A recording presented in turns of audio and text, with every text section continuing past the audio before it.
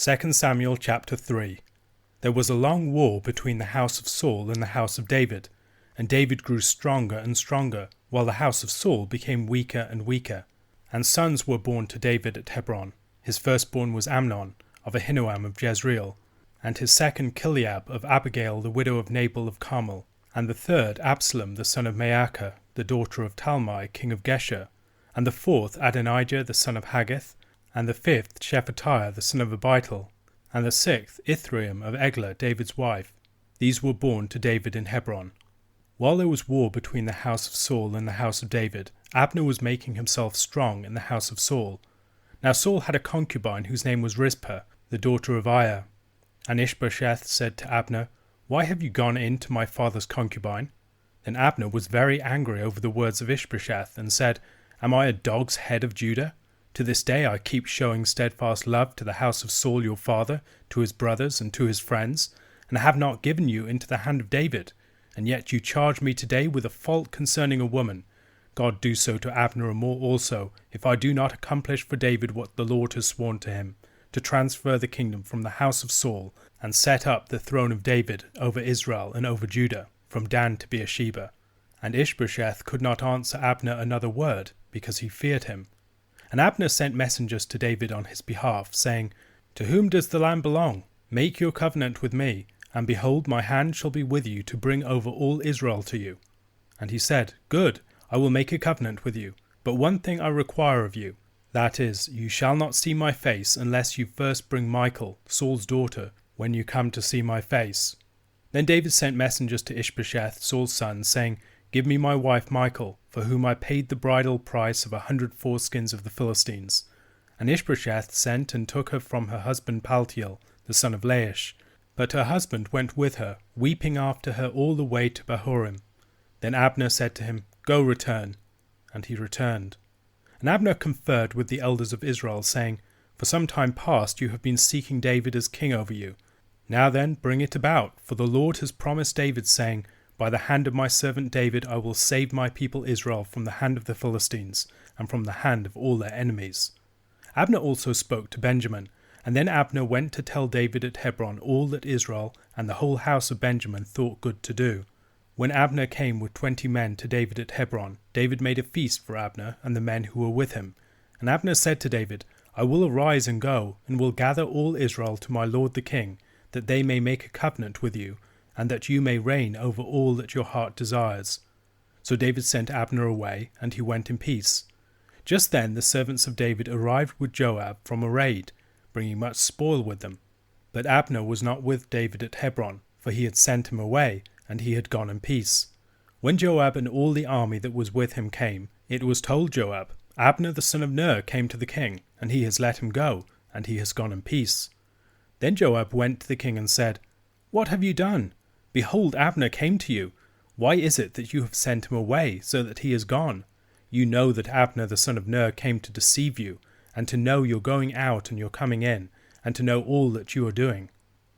When Joab came out from David's presence, he sent messengers after Abner, and they brought him back from the cistern of Sirah. But David did not know about it.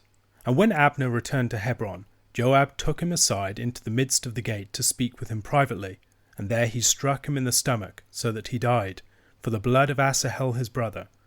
Afterward, when David heard of it, he said, "I and my kingdom are forever guiltless before the Lord for the blood of Abner the son of Ner. May it fall upon the head of Joab and upon all his father's house, and may the house of Joab never be without one who has a discharge, or who is leprous, or who holds a spindle, or who falls by the sword, or who lacks bread." So Joab and Abishai his brother killed Abner, because he had put their brother Asahel to death in the battle at Gibeon. Then David said to Joab and to all the people who were with him, "Tear your clothes and put on sackcloth and mourn before Abner." And King David followed the bier. They buried Abner at Hebron, and the king lifted up his voice and wept at the grave of Abner, and all the people wept.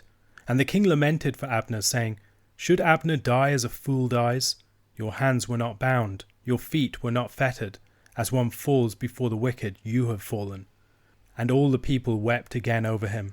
Then all the people came to persuade David to eat bread while it was yet day.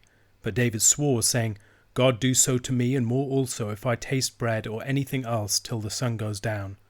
And all the people took notice of it, and it pleased them, as everything that the king did pleased all the people. So all the people and all Israel understood that day that it had not been the king's will to put to death Abner the son of Ner. And the king said to his servants, Do you not know that a prince and a great man has fallen this day in Israel? And I was gentle today, though anointed king.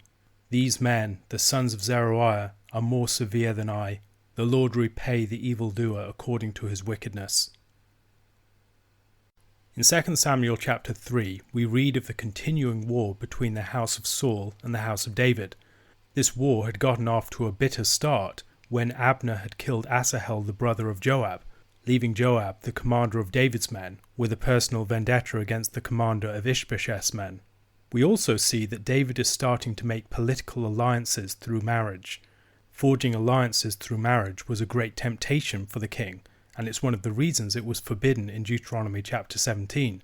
It was also a more general temptation for Israel within the land to intermarry in order to make their position more secure. By marrying women from important regions and families, David is getting traction in his struggle against Saul. We might think of this as one of the fronts on which the war is being fought. For instance, marrying Maacah, the daughter of Talmai, king of Geshur, might have given David some advantage within the region of the Transjordan, where Ishbosheth's kingdom was primarily based.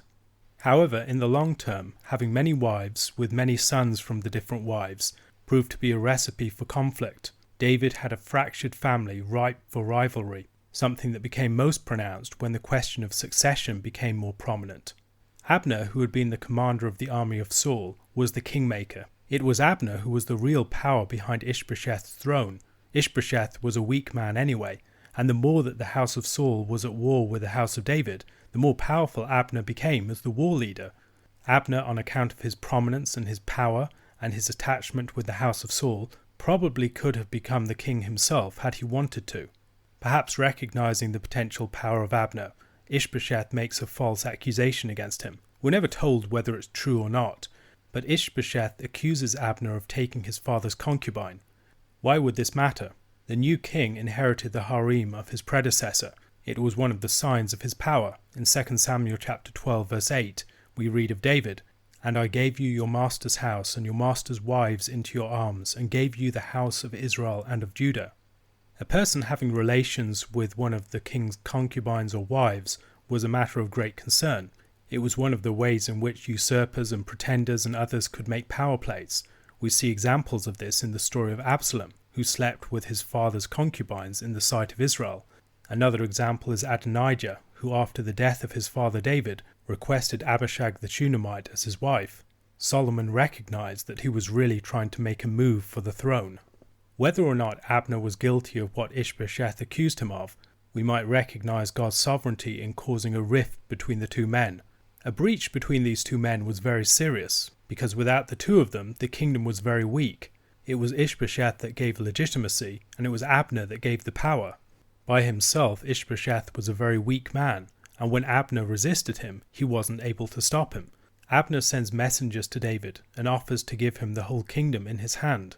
As proof that Abner has the power to do this, David wants him to send him Michal, his wife who had been taken from him by Saul. Getting Michal back will prove Abner's capacity to deliver Israel into David's hands. Michal is also important as she represents Saul's house. David sends messengers to Ishbosheth, demanding the return of Michal.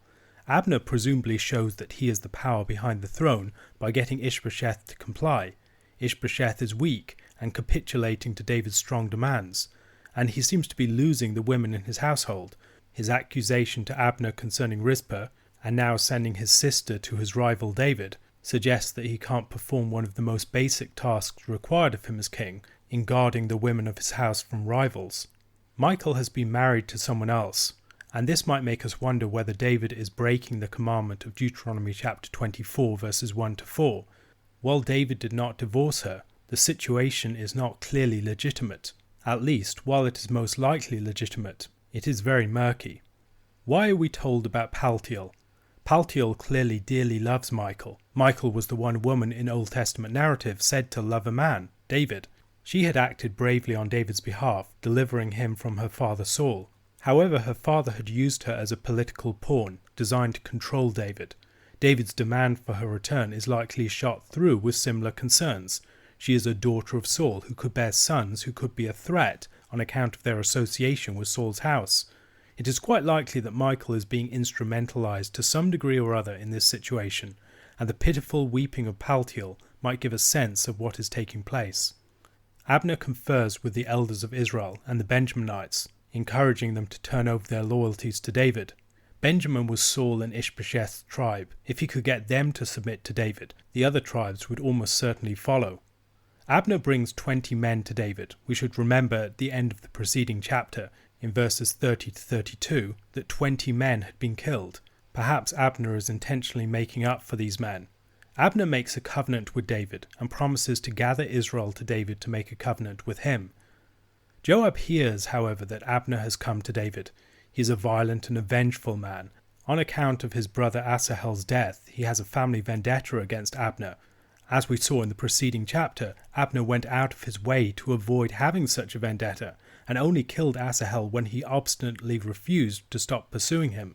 Abner was entirely in his rights to kill Asahel in war, and this was not legitimate grounds for a vendetta. Furthermore, Abner is arguably the most powerful man in Israel, a commander with decades of experience, the power behind the throne of Israel, and someone who would likely expect to be the commander of the entire army on account of his service to David. Appointing Abner to such a position would be a strategic way to heal the breach in the kingdom. So not only is there the personal vendetta, he is a very obvious rival to Joab. Joab is a shrewd and ambitious man, and his motives in this situation are muddy at best. Was he acting for self-advancement under the cover of the vendetta? It's entirely possible. There is also the consideration that Joab knew that Abner was a powerful player who had already betrayed one king, and as a member of the house of David, Joab wants to eliminate him as a threat to David once he has served his purpose in returning Michal and bringing the tribes over to David's side. Joab claims to David that Abner has been spying on him, although there is nothing whatsoever that suggests that he was doing so. This is most likely the second false accusation levelled against Abner in this chapter by people fearful of his power. Joab deceptively kills Abner. Abner struck Asahel in the belly and killed him. Now Joab strikes Abner in the belly and kills him. This is not the only time that Joab kills a rival, nor is it the only time that he does so using deception. He does the same thing to Amasa in chapter 20. This all puts David in a highly compromised position. Joab is his right-hand man of many years. He's David's nephew. Who is going to believe that David is innocent of Abner's blood? It really looks like David has gotten Joab to perform a convenient assassination for him. David curses Joab and his father's house for his action, not just Joab. Abishai is included, as he seems to have been involved in some way. The curse is that the house will always have a weak, poor, outcast person or victim of violence within it. Commentators differ on the meaning of the expression translated, "who holds a spindle," in the ESV. Many believe that it refers to an effeminate man, or a man too weak for anything but domestic work, while others believe it refers to a crutch, suggesting lameness. Joab has not honoured David's peace. Throughout David's reign, Joab is the serpent in his garden, and he never effectively deals with him. David leads the people in mourning for Abner, lamenting him aloud. He refuses food and declares his deep sorrow. Whatever David's actual feelings about Abner, and I'm sure that these feelings were largely genuine, the really urgent matter here is David's public image. Joab has deeply compromised David. However, David fails to deal with him decisively by removing him from his office or putting him to death. Perhaps Joab simply has too much power to be removed, or perhaps he's just too important or useful a figure to sacrifice to the demands of justice. Did David know that Joab had acted in part out of a sense of David's own interests, and perhaps was reluctant to remove him from office in repayment for what had been intended as a good deed on his behalf? The motives of all parties here are incredibly muddy, and were probably unclear to themselves too. Whatever the case, David's failure to deal effectively with Joab caused him great problems and cast doubts over just how seriously he took the killing of Abner. Joab's murder of Abner also left lingering animosity between the houses of Saul and David. David's kingdom is built on less than certain foundations, and some cracks will start to emerge before long, both on account of the multitude of his wives and on account of his failure to deal with Joab. A question to consider. In many respects, Joab represents the serpentine shrewdness of a man who loves to play cynical and cruel power games. While David publicly distances himself from Joab in various ways, he never succeeds in expelling this serpent from his garden. How does David's treatment of Joab colour the way that we see David's own motives and the considerations that drive his actions? What lessons might we learn from this? Luke chapter 1 verses 26 to 38. In the 6th month the angel Gabriel was sent from God to a city of Galilee named Nazareth, to a virgin betrothed to a man whose name was Joseph, of the house of David. And the virgin's name was Mary. And he came to her and said, Greetings, O favoured one, the Lord is with you. But she was greatly troubled at the saying, and tried to discern what sort of greeting this might be. And the angel said to her, Do not be afraid, Mary, for you have found favour with God. And behold, you will conceive in your womb and bear a son, and you shall call his name Jesus. He will be great, and will be called the Son of the Most High. And the Lord God will give to him the throne of his father David. And he will reign over the house of Jacob forever, and of his kingdom there will be no end. And Mary said to the angel, How will this be, since I am a virgin? And the angel answered her, The Holy Spirit will come upon you, and the power of the Most High will overshadow you. Therefore the child to be born will be called Holy, the Son of God. And behold, your relative Elizabeth in her old age has also conceived a son, and this is the 6th month with her who was called barren. For nothing will be impossible with God. And Mary said, Behold, I am the servant of the Lord. Let it be to me according to your word. And the angel departed from her. In Luke chapter 1, the angel Gabriel appears to the Virgin Mary in a city of Galilee called Nazareth. This is not the first time we have met the angel Gabriel. The angel Gabriel has already appeared to Zechariah in the temple to announce the birth of John. But in the book of Daniel, the angel Gabriel appears in Daniel chapter 8 verse 16 and chapter 9 verse 21, where he declares the fates of nations and of empires. And his appearance again at this point evokes that background. This is going to be an event that occurs on the stage of the empires, on the stage of the great kingdoms. It's the story of the kingdoms playing out and the empires playing out, and then their fate, the one that's going to come as the King of the Jews, the one who's going to fulfill God's great purposes for his people. Now, John and Jesus and the annunciation of their births seem to be connected together here. John is the great prophet like Samuel who's going to anoint and announce the coming king, and Jesus is the Davidic king who's going to fulfill the purpose of his father David. It's important that Mary is betrothed to a man of the house of David. Christ's royal heritage comes through Joseph in particular, and Joseph is all too easily neglected in our tellings of the story of Jesus' nativity.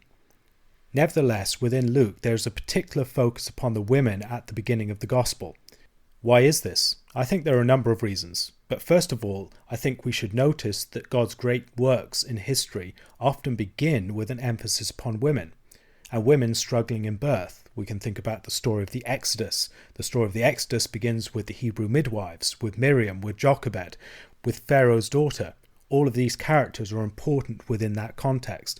Likewise, the beginning of 1 Samuel. The story of the kingdom begins with Hannah praying in the temple. And at the beginning of Luke, we see similar things. It's the story of Elizabeth, the story of Mary, the story of Anna who prays in the temple. The story of the gospel in Luke's telling does not begin on the thrones of kings. It does not begin in the courts of the cities. It begins in an out-of-the-way place, in a city of Galilee called Nazareth, and with a young woman who's being told by an angel, the angel who's involved in these prophecies concerning empires, given to Daniel at the very heart of that great empire, and now appearing to someone out in the sticks. God's kingdom works very differently from the kingdoms of men. Mary is blessed in much the same language as Jael in Judges chapter 5 verse 24. Most blessed of women be Jael, the wife of Heber the Kenite, of tent women most blessed. Jael, of course, was the head-crushing woman who defeated Sisera. And Mary's song later on, the Magnificat, is like Hannah's from 1 Samuel chapter 2 verse 1 to 10. Mary is cut from the same cloth as the great heroines of the Old Testament. Again, this is a story of God proving his power over the womb, that the womb, whether it's barren, whether it is the virgin's womb, that God is powerful to bring life from that womb. The virgin birth once more reminds us that the kingdom is not spread by man's virility. In the Old Testament, that's brought home by the rite of circumcision, and the means by which Abraham is made fruitful is through promise, not through the flesh. And that point could not be more emphasized here. Mary's child will be born by the power of the Holy Spirit, not by any action of man. And the way this promised child is described is important because it's kingdom themes that are prominent. Jesus will be the Davidic king, the deliverer of his people. The Spirit overshadows Mary, just as it hovered over the waters of creation at the very beginning, and just as it covered the tabernacle in Exodus chapter 40. And this should help us to understand some of the things that are going on here. It's a new creation. There's a new man, the last Adam, being formed. Likewise, there's a tabernacle theme. The tabernacle is being inhabited by God's presence. As the tabernacle could represent the bride in relationship to the bridegroom, so Mary is now a sort of tabernacle bearing the presence of the Lord within her. And perhaps we should also hear themes of the reversal of the fall. We can talk about the blessed fruit of Mary's womb. The womb, which once mediated judgment to the woman, now becomes the means of blessing, the means by which she will fulfill the promise that was given at the very beginning, that the child of the woman would defeat the serpent, would crush its head. Jesus is the seed of the woman, and he's the seed of the woman in particular, as Mary is a virgin. Adam was dead as a result of his sin, and Eve was the mother of all living. And the promised seed comes primarily in the relationship between God and the womb of the woman, not with the agency of man. The description of the Holy Spirit coming upon Mary and the power of the Most High overshadowing her should also alert us to connections with the beginning of Acts, where that is something very similar to the promise that's given to the church, that the Spirit will come upon them and that they will be clothed with power from on high. That's the promise that they are given, and that's what happens at Pentecost. Many have seen in this event a sort of Marian Pentecost, and I think they're right to do so. The Spirit is coming upon Mary in the same way as the Spirit will later come upon the church. The church will bear Christ within it as a new temple, and Mary here is a sort of temple, bearing the presence of the Lord in her womb. Birth from the Virgin's womb is a sign of things changing, of new things happening, things that were formerly deemed impossible. And the angel Gabriel declares to Mary that her relative Elizabeth is already conceiving a son in her old age, and that nothing will be impossible with God. This is a sign of things to come. Things are changing. Old expectations will no longer hold true. God is going to act, and he's going to change and transform the situation. Mary's response is one of profound faith. She gives herself to the Lord as his servant and handmaid. She willingly accepts the vocation that has been laid upon her, a vocation that's not just about bearing a child to term, but about living the entirety of her life as the mother of this child, the mother of the Messiah, with all the tragedy, with all the uncertainty, with all the difficulty that will involve. A question to consider: how can we regard Mary as a sort of archetype of the church?